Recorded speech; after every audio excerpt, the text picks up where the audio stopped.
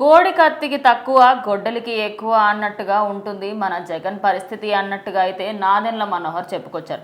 ఆయనకి ఈ విషయం తెలిసిన తర్వాత అంటే ఎప్పుడైతే ఆయన మన పవన్ కళ్యాణ్ని ఇష్టం వచ్చినట్టు మాట్లాడుతూ వస్తున్నారు, ఆయన ఎమ్మెల్యేకి తక్కువ కార్పొరేటర్కి ఎక్కువ అన్నట్టుగా మాట్లాడడం జరిగింది. అసలు ఆయన ఎందుకు ఇంత దిగజారిపోయి మాట్లాడుతున్నారు? అసలు సీటు లేదు, కనీసం ప్రతిపక్ష హోదా లేదు, ప్రజల్లోకి వెళ్ళి మాట్లాడడం వల్ల సమస్యలు తెలుసుకున్నాం అనేది లేదు, ఉన్నదల్లా తిట్టడం తిట్టడం తిట్టడం. ఏం జరుగుతుంది అసలు? ఖచ్చితంగా జగన్ గారు అయితే 2 గంటలు మీటింగ్ పెట్టి ఆ ఎమ్మెల్సీ ఫలితాలు వచ్చిన తర్వాత మైండ్ కొంచెం డిస్టర్బ్ అయిపోయి మళ్ళీ బెంగళూరు నుంచి వచ్చి ఒక మీటింగ్ పెట్టుకోవడం జరిగిందనమాట. దాంట్లో ఆ మీటింగ్ మొత్తం నీట్గా మాట్లాడి చెప్పాలనుకుంది చెప్పి వెళ్ళిపోయేటప్పుడు మాత్రం ఒక రాయ విసిరి వెళ్ళారని చెప్పొచ్చు. ఎందుకంటే పవన్ కళ్యాణ్ గారిని అన్నెసరీగా తీసుకొచ్చి మాట్లాడించాలనే విధంగా మాట్లాడారు. సో ఆయన కార్పొరేటర్కి ఎక్కువ, ఎమ్మెల్యేకి తక్కువ, మొదటిసారి ఎమ్మెల్యే అయ్యాడు, సో ఆయన గురించి అంత మాట్లాడాల్సిన పని లేదని చెప్పి ఆయన ఒక తీసి పడేసినట్టు మాట్లాడారు అనమాట.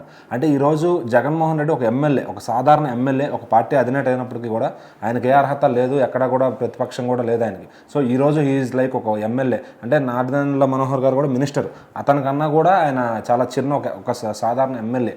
సో మినిస్టర్ కన్నా ఎమ్మెల్యే స్థాయి ఎప్పటికీ తక్కువే. మరి అటు పవన్ కళ్యాణ్ గారు కూడా 10 ఏళ్ళు స్ట్రగుల్ చేసి ఎమ్మెల్యేగా గెలిచి సో తర్వాత మళ్ళీ మినిస్టర్గా ఇదయ్యారనమాట. సో మరి అలాంటి వ్యక్తిని, ఒక డిప్యూటీ సీఎం పొజిషన్లో ఉన్న వ్యక్తిని ఈయన ఇట్లా మాట్లాడటం అనేది చాలా తప్పు. అలాగే పవన్ కళ్యాణ్ గారి ఫ్యాన్స్ అయినా, జనసేన అభిమానులైనా, కూటమి అభిమానులైనా కూడా అందరూ కూడా జగన్ గారిని మళ్ళీ ఈ విషయంలో కూడా తిడుతున్నారనమాట. ఎందుకంటే అక్కడ సిచ్యువేషన్ మాట్లాడాల్సిన అవసరం లేదు. సో నీకు పవన్ కళ్యాణ్ గురించి మాట్లాడటం ఇష్టం లేకపోతే నేను ఆయన గురించి చెప్పదలుచుకోలేదు అని చెప్పి వెళ్ళిపోతే బెటర్. సో ఈ రకంగా ఏదో ఇంకా నువ్వు ఏదో పాత సీఎం లాగే ఇష్టం వచ్చినట్టు డైలాగులు కొట్టడం అంటే ఇప్పుడు జనం ఎవరో చూస్తూ ఊరుకోరు ఖచ్చితంగా. సో నెగిటివిటీని ఇప్పుడు ఖాళీగా ఉన్నప్పుడు పాజిటివిటీని పెంచుకోవాలి జనంలోకి వెళ్ళి, అంతేగాని నోటుకి వచ్చినట్టు మాట్లాడి నెగిటివిటీని పెంచుకుంటే అసలు మొత్తం పార్టీ ఉండకపోవచ్చు ఫ్యూచర్లో. సో అదేవిధంగా లోకేష్ గారు స్పందించారు దీని గురించి, పవనన్న జోలికి వస్తే మర్యాదగా ఉండదని చెప్పి. అట్లానే వీళ్ళ పార్టీకి సంబంధించిన నాదెండ్ల మనోహర్ గారు స్పందించారనమాట. ఏంటంటే జగన్ నోరు అదుపులో పెట్టుకో, మేము కూడా మాట్లాడగలం. ఎందుకు అంటే ఇప్పుడు కోడి కత్తికి ఎక్కువ, గొడ్డలకి తక్కువ అని చెప్పి నీ మీద కూడా మేము సెటైర్ వేయగలం. కానీ ఏంటంటే మాకు ఒక జ్ఞానం ఉంది, మాకు ఒక లిమిట్స్ ఉన్నాయి, మేము అవి తెలుసుకుని ఆ పరిధిలో మాట్లాడతాం. నీలాగా వెచ్చరివిడిగా మాట్లాడే టైప్ కాదు మేము.